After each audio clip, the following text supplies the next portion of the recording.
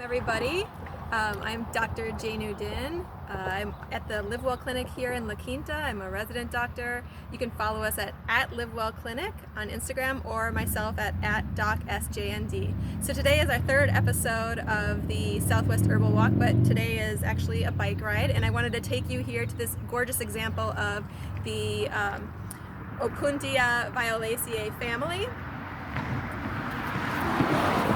also known as the prickly pear.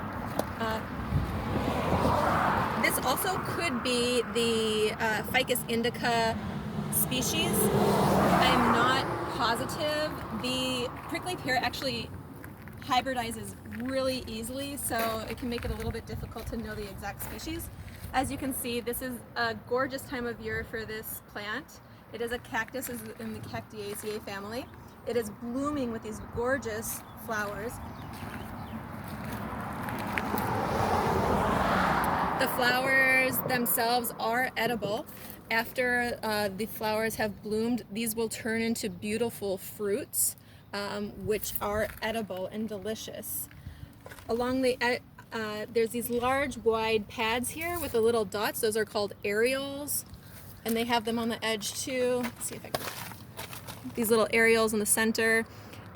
Right along the areoles, there's what we call glochids, which are very, very tiny hair-like spines, and then you have a longer spine coming out of that. Harvesting the prickly pear is something that needs to be done very cautiously, because if you get these little glochids and hairs in your fingers, you will feel them for days.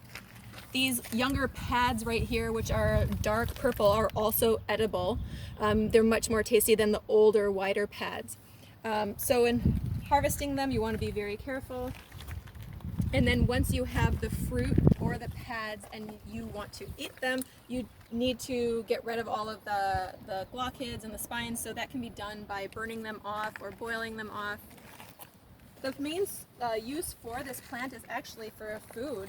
It can be made in different types of alcoholic beverages, it can be made into meals, it can be made into jellies. So it's just a really wonderful fruit that I think gets overlooked in the Southwest area. So I want to thank you for being here with us today on our Southwest bike ride. And thank you again for joining us. All the best to you and yours.